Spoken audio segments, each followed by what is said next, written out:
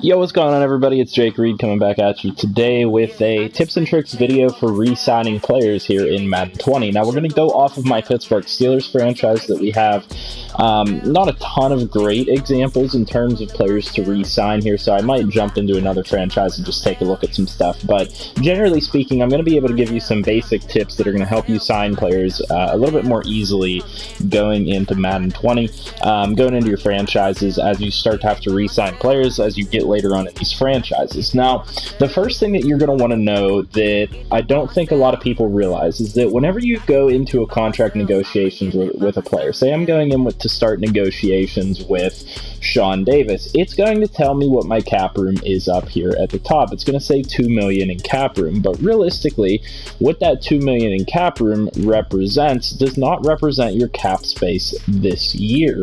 What that cap room represents is how much salary cap space you have moving forward. So what you can see is up at the top of the screen, I have $23 million in cap space this year.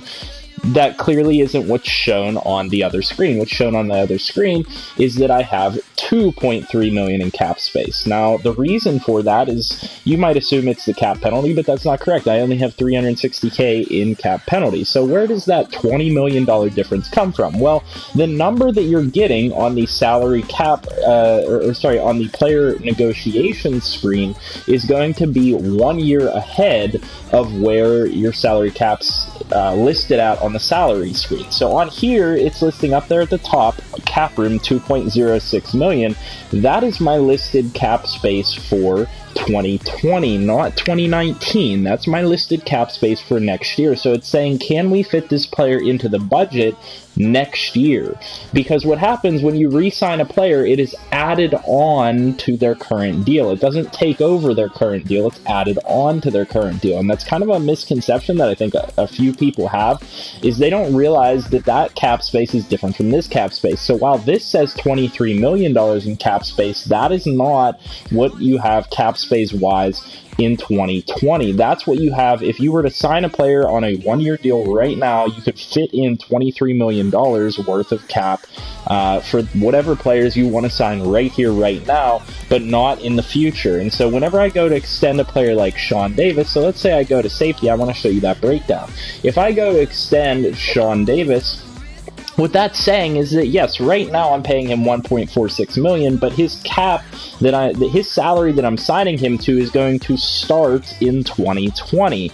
And so that's how you know that that is the salary cap number that you're being given. And so you can get a breakdown, a very easy breakdown of how to adjust and how to realize who you need to get rid of in order to clear cap space for next season. And it's a little bit difficult to work with because it's not given to you, summed up. You would have to add up all these numbers yourself to actually get the cap space number, which would add up to only $2 million left over in cap space. But the important thing for you to note is that you can tell what these players are going to make going forward. The troublesome thing is that once you re-sign a player, it doesn't change the cap space up at the top of this screen.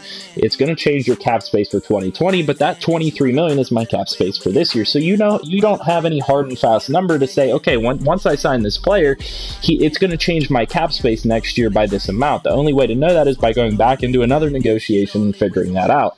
And so what you want to do is you want to go through this salary cap screen not for 2019 but for 2020, and you want to keep in mind that, like I said earlier in the video, I only have $2 million in cap space to re-sign my players, and that's going to be the 2020 cap space. So then you're going to want to look through here and say, okay, well, who's making increased money in 2020 that's going to be a problem? There are going to be a lot of players that are making increased money as you move forward. There's a lot of backloaded deals, and so number one, you can see Steven Nelson has $10.8 million due in 2020, and this wasn't a contract that I signed. This is a contract that's automatically put into the game by EA. And so you can see that, okay, if I want to be able to sign my current players now, maybe what I'll have to do is sacrifice and try and trade away Steven Nelson in order to reduce that increased cap hit in 2020. And so that's the reason why, if I go to this this re-signing screen and I go into Sean Davis, for example, that's why it says I only have $2 million in cap space, is because I haven't really re-signed anybody, but there are backloaded contracts that are costing me. And so while I have $20 million in space this year, their contracts are going to go up in value next year, and I'm going to be down to $2 million in cap space value. And so you're going to want to start to realize that you need to look at the salary cap screen and realize whose contracts are going up significantly and who you're going to need to get rid of because of that fact. And so guys like Steven Nelson are a perfect example of that. They're not on a very good contract for the team. That's $10.8 million for only 77 overall. Unless this player goes up significantly in overall, they're kind of a rental player. You might be able to keep him around for this season, but in order to re-sign your players, you're going to need to get rid of him, or get rid of guys that are going to be overpaid in the future. You know, Mike Hilton's going to be making $9 million. Alejandro Villanueva is going to go up from $6 to $8 million. So you're going to want to evaluate guys like this. Vince Williams, who isn't the best linebacker in the world, goes up from $3.8 to $7 million. And so if you start to look at these numbers and trade away guys that have increased cap going from 2019 to 2020, you will start to see that salary cap number on the negotiation screen to increase. That is a really important difference, is knowing that the cap space up at the top of this screen is $23 million, but the cap space on your negotiation screen is for the next year. That's really, really important. I don't think quite a few people understand that. They will go in, and I have people ask me this question all the time, even my friends. They say, why, when I'm negotiating with my players, does it say I only have $2 million in cap space, but I go to my salary screen and it says $20 million in cap space? Well, the difference is that $20 million up here at the top of this screen is 2019's. That $2 million is for next year. Your salary cap goes down because you have backloaded contracts. Now, that's tip number one, is to realize the difference between what the salary cap numbers are telling you. And then tip number two is how to actually get players to sign their contracts. A lot of people are having trouble getting them to sign their contracts. Now, I'm going to go ahead and back out of this franchise and go into a different franchise to show you guys what exactly you need to do in order to get players to agree to their contracts. And I've hit on this a little bit in a couple other videos. I hit on this in my, did Madden fix contracts this year in Madden 20, did EA fix the contracts like they promised to? So if you want more information, I'll go ahead and look at that video, but I'm going to recap that information. Now I'm going to create a new franchise, just use the real life roster, and I'm going to sim to mid-season. Actually, I could go to week 2. What team do we want to choose? We'll just choose the Vikings. I don't know if they have anybody good to re-sign or not, but we want to just jump right into it, and I'll show you guys how to get players to accept contracts. We're going to go ahead and advance to mid-season. And then I should have a bunch of contracts to negotiate at that point. And I can show you guys how I get them to accept contracts, because it's different than last year. Last year, you could game the system. You can give them a 7-year contract, but lower the amount of money, and you would still be able to get them to sign the deal because the overall value of the contract was more. However, this year, if you're going to go in and negotiate with these players, you have to pretty much give them what they want. So if we go to... I apologize for that talking in the background. If you go to Trey Waynes, for example, and he's requesting 3 years, $21.9 million. Well, if you don't offer him 3 years, $21.9 million, he's not going to accept it. So right now, I don't have the cap room to re-sign Trey Waynes. If I go ahead and make this offer, he's going to reject it and say, I need, length or something else, or I need better value per year. You're not going to be able to get him to sign that contract. However, if you go in and give guys slightly above, this is literally the only thing that I found that actually works this year, is if you give guys slightly above what they actually are requesting, you're going to be able to get them to re-sign with you. So I'm going to have to clear some cap space on this team somehow. So I need to go in and edit a player, that way I can show you guys how I get these guys to accept contracts. Who would have the biggest penalty if I cut him? Obviously Kirk Cousins. Kirk Cousins' contract is bloated. Kind of a problem for this team.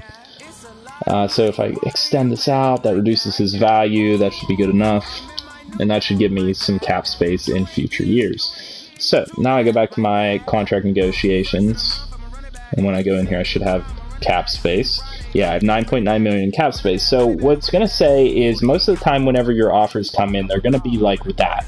They're going to look exactly like what the player wants. Well, they're not going to accept that. So what you're going to want to do is you're going to want to put it at roughly 0.1 million more than what they want. I recommend increasing the salary because the salary is going to be the main factor. Don't decrease either of these numbers. The reason being is that they're just flat out not going to accept it. They have an idea in their heads. The game has it programmed what their value is per year on a salary and a signing bonus, and you're not going to be able to get around it from all of my experience so far this year. However, you can extend their deal. You're not going to be able to get a reduced value by extending their deal, but you're going to be able to get an extended deal. There's no problem with signing them to extra years. It's not like MLB where they have an idea they want signed for 4 years. They're not going to accept contracts that are any longer than that. It doesn't work out that way. They want the longest deal possible. They don't mind having a longer deal than what they're asking for, but the money part of it has to be exactly what they're asking for or better.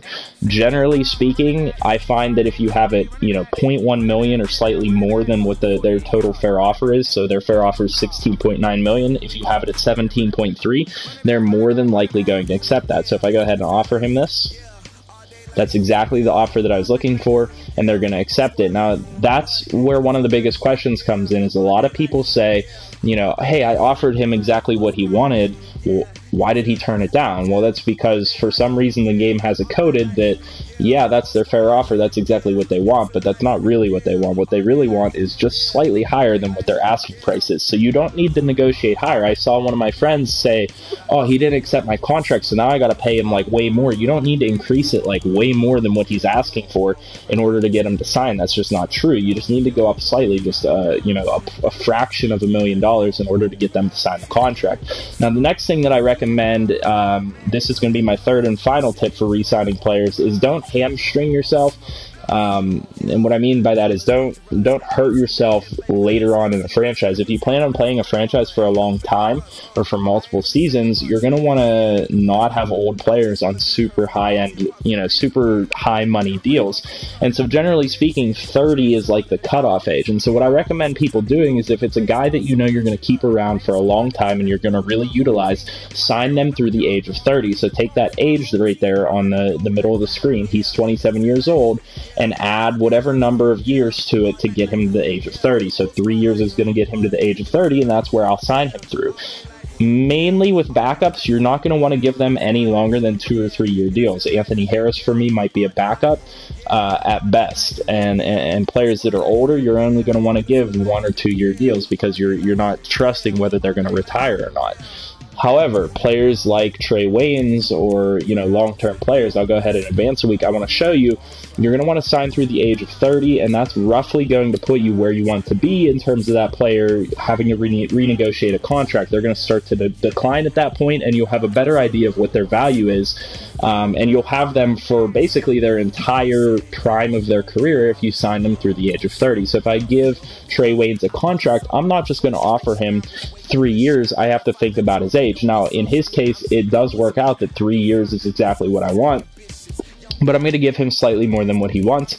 I'm going to give him the right amount of money and sign him to what he's asking for. So move this up to that's going to be slightly more than what he's asking for. So 21.9. If we sign that might even be overkill, but 22.7, he should accept something in that offer. Yeah, see, that's a good offer. I'm glad we got the deal done. And then if you go to some of your younger players, a guy like Mackenzie Alexander, I know he's not technically on this team right now, but if I was using him as a starter, my recommendation is don't give him that 2 year deal that he wants. Increase his value slightly so that he's willing to accept the offer, and then increase the years to get him through the age of 30. If this is a guy that I think is going to be a starter for my team long term, get him through to the age of 30, and then you don't have to worry about him until he turns, he turns the corner into his, downward years, and then you can really make a good decision at that point. A lot of people I see will sign them for 7 years no matter what. You got that player locked up for a big money deal all the way through the age of 33 or 34. Well, that's no good to you at that age.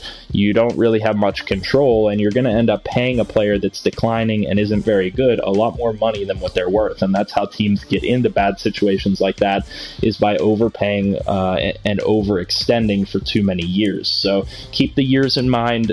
Definitely keep the salary in mind. You don't have to go way above what they're actually asking for. And then make sure you understand the difference between the salary that it's showing you here, this cap room up at the top, and the cap room that it's actually showing you on the salary screen. This one's really important because the salary that it's showing you back there is your future salary. The cap space is your future cap space. The cap space that it shows up here at the top of the screen is your current cap space. And that's the difference. That one's really important. That's one thing that a lot of people don't understand, and even some of my friends don't understand, and I have to kind of educate people on that. So hopefully this helps you guys out in your contract negotiations moving forward, and helps you better plan, for your franchises as you move forward and have to sign people to longer deals and bigger money and stuff like that. You definitely can work around the system and keep all of your players for decent amount of money, but it's going to be harder this year because you can't really game the system and take advantage of players and sign them for less money than what they're asking for. So like I said, hopefully this helps you guys out. If it does, leave a like on the videos, comment and subscribe to the channel if you're new here, and I'll see you guys in the next one. Hope you guys have a great night.